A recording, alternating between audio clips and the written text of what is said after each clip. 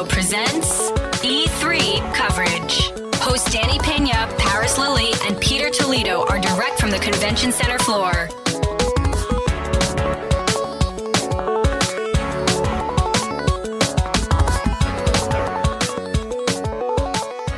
All right, Should I face the other way so people can see us? Once again, E3 2019, live over here at LA Convention Center, and we have a special guest here from one of my favorite podcasts out there, Spawn on Me.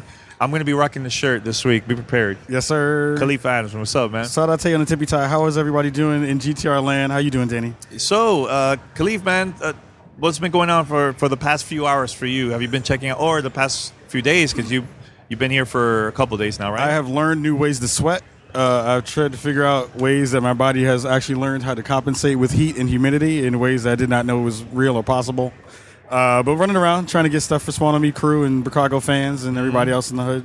I definitely want to talk to you about last night, man. I think it was a very cool moment, especially for people of color. Yeah. A cool event. Shout out to the folks at Ubisoft for handling this, right? Oh, it was fantastic. Esco and all them. You know, Yeah. So tell us, for the listeners that don't know, what happened last night at the event. So one of the things that we don't really see happen at E3 is any kind of events for people of color in any real ways. Like, you'll see one at GDC where they do a really good job of breaking those out. You'll have sessions for women, sessions for Latinos. We have sessions for black folks, but they don't really do anything at E3 for any of those groups. Yeah. And the folks from Ubisoft, our fans, our man, Esco, and some other cats from Ubisoft decided that they wanted to put something together for some of the black members of the community and then especially of the industry to kind of get people together and network. Mm-hmm. And it was really, really dope. It was nice to be able to kind of just let the guards down, not have to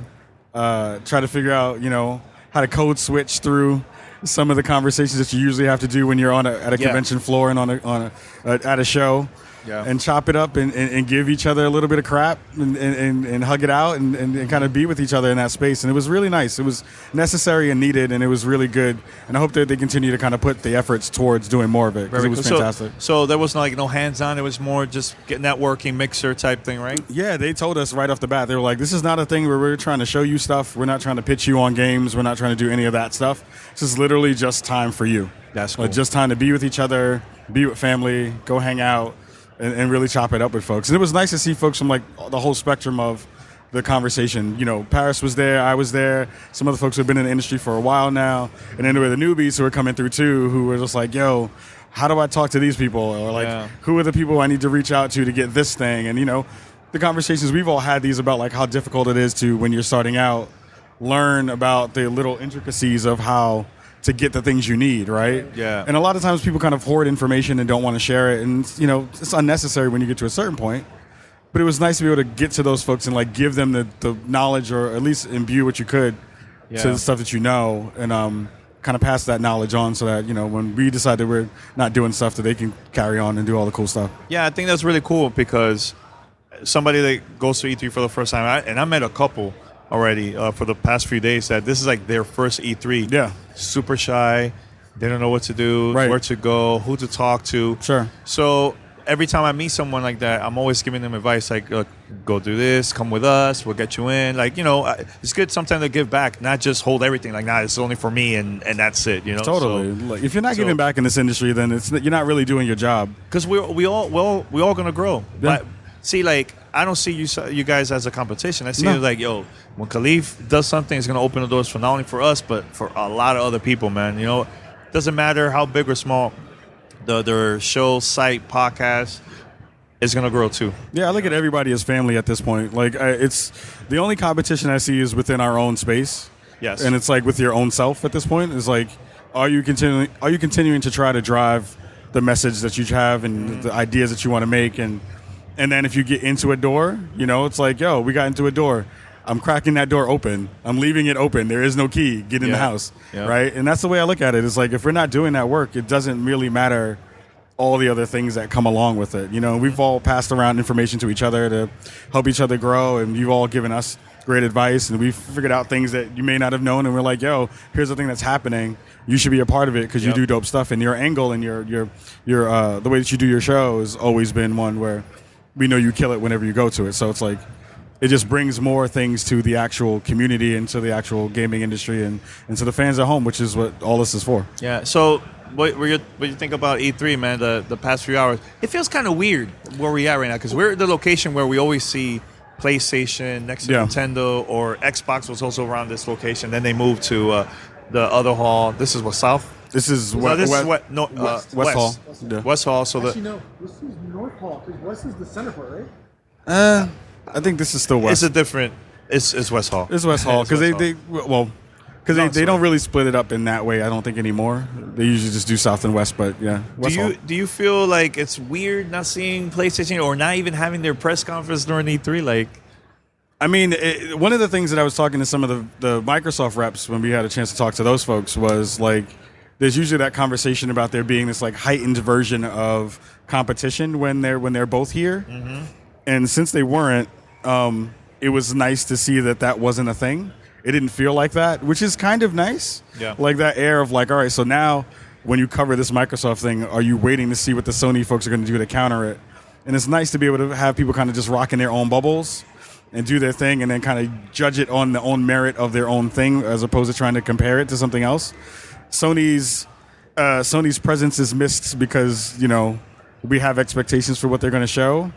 And now it's less about them not being here at E3. It's more about, for us as content creators and us as making podcasts and making stuff, what else do we have to do to jump through whatever hurdle we need to get through to get to whatever the next thing that they're going to do? And that's the thing that I'm actually thinking about more of, like, they're going to show stuff. Where are they going to show that thing? How are they going to show that stuff? Do we have access to that stuff? I'll tell you one positive thing that I just noticed right now, because we're in the booth here in the West Hall. We're next to Sega and Indiecade. This is a good that, in a way, that those companies that moved around and probably left, they're not here, especially PlayStation, because Indiecade usually was always in the back. And they had a pretty big spot usually. Big spot. They're in the front. So as soon as you come in, you're going to see all those indie games right there on the spot. Oh, yeah. So there's some good. Let other independent developers get the shine too, you know. But I mean, look at it this way: like, we're broadcasting from within a booth on the E3 floor. First time since the creation of podcasting, they've never done this either. Right, and we all get to usher that in, right? And I think in part that's because Sony's not here. You know what I mean? Like, because they dropped a whole big. Thank you, Sony. Thank you, Sony. PlayStation, thank you. PlayStation. No, you're right. You know, I wasn't even thinking about that. Yeah. Like, I feel like that's a part of it, right? It's like, because that shrinking of the show in that way, it offers up more space to do other things. And, like, thank you for, you know, ESA for giving us a spot to be able to kind of do that work that we always wanted to do. And it's also, like, super dope that we get to rep our brands in front of people in this specific way. Random folks that may never have had the opportunity to see, what are they doing? Right. Oh, what's Spawn on Me? What's Gamertag Radio? Right. You know, things like that. I think that's a fantastic opportunity.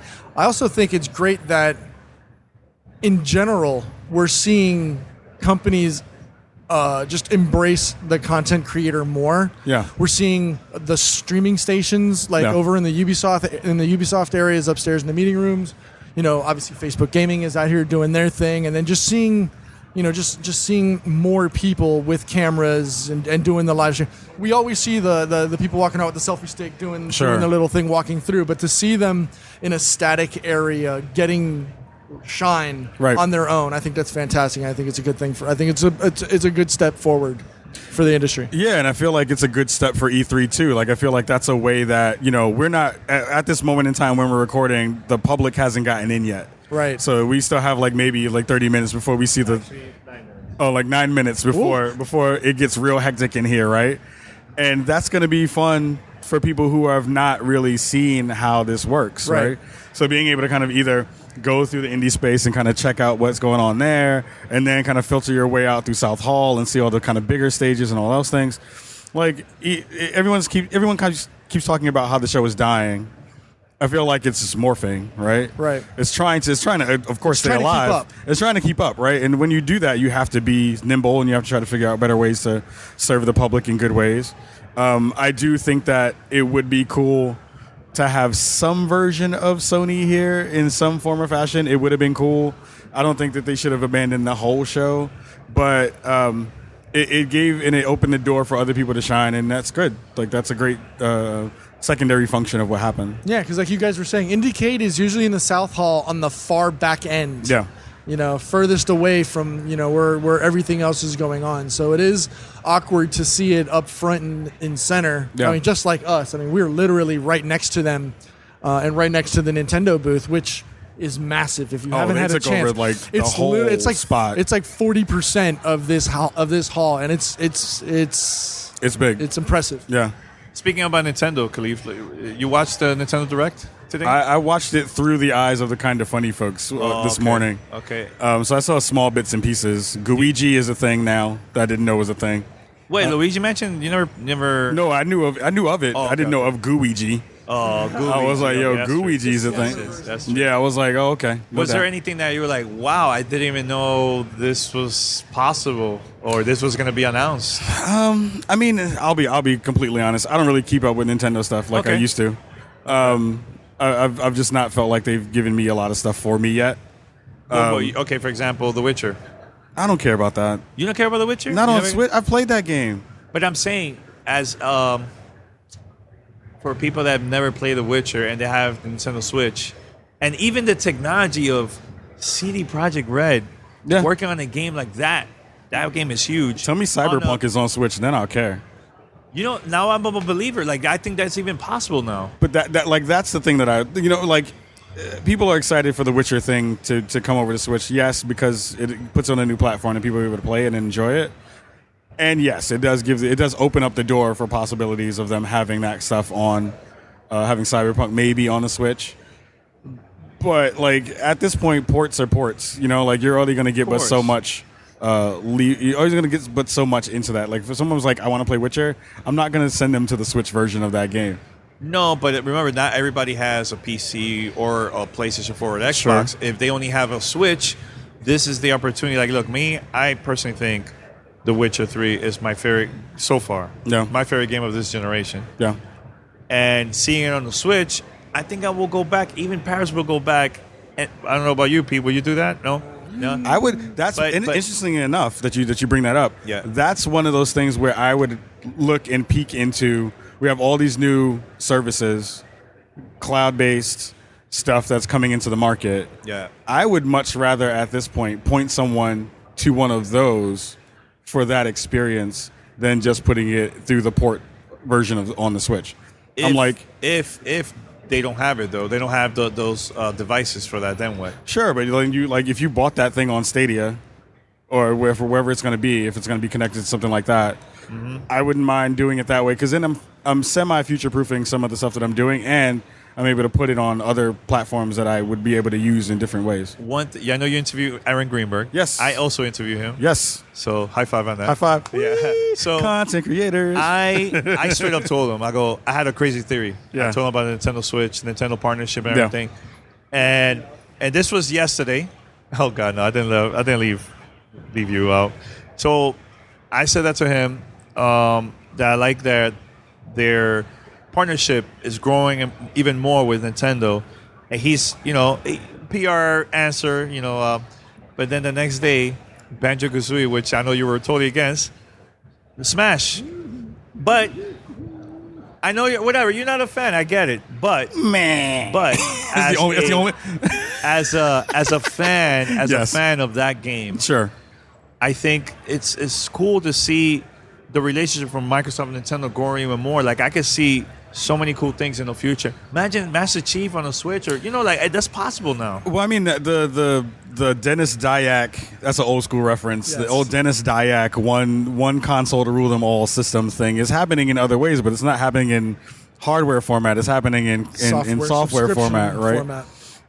Which is dope, right? We want to see everything kind of touch and see those IPs kind of get around each other, because God knows Terminator is in everything right now. I'm surprised Terminator wasn't in Smash today. I actually tweeted that this morning before the Nintendo Direct. no joke. I was like, I'm just waiting for it to happen. Yeah, at this point. But I think that in the grand scheme, it's good for gamers. It's good for players, where they get to kind of see those things that they care about touch.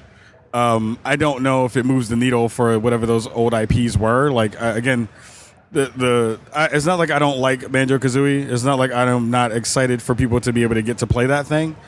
I'm just always constantly thinking about the ideas behind why people are excited about a thing.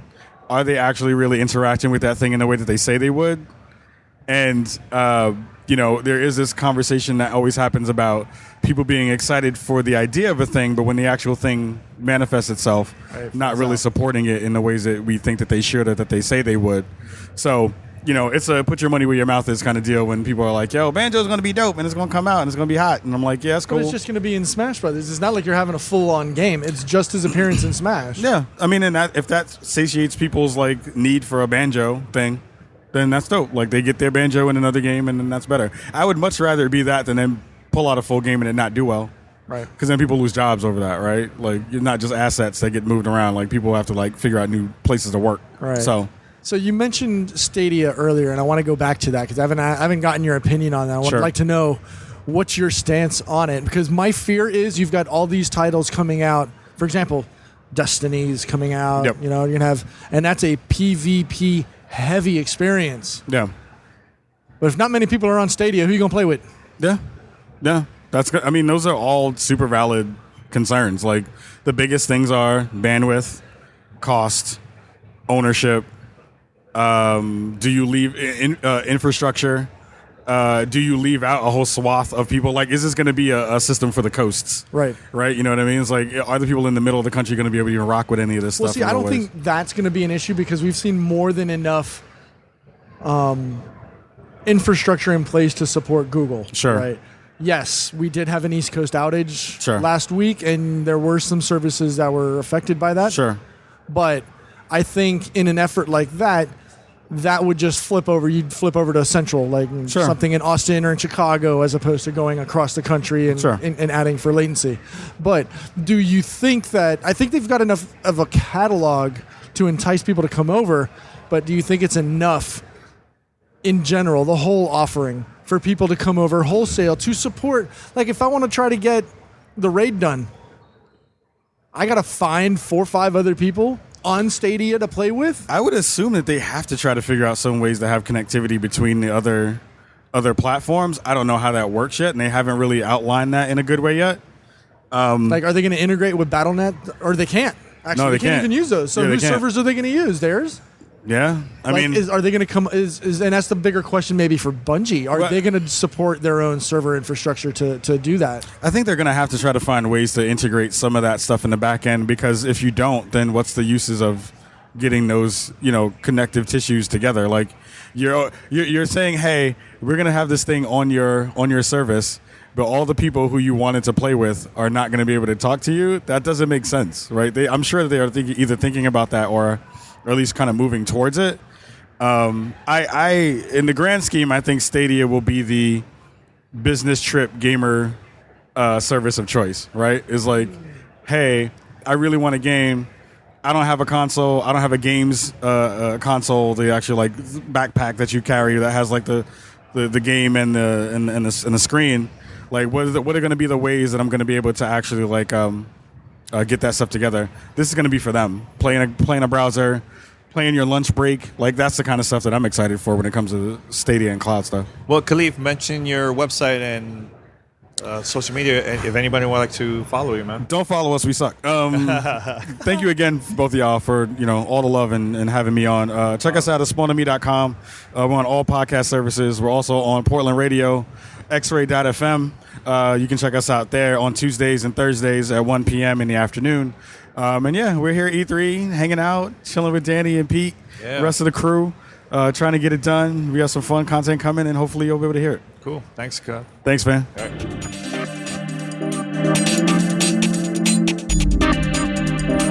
Thanks for listening to Gamertag Radio. Be sure to like us on Facebook and follow us on Twitter.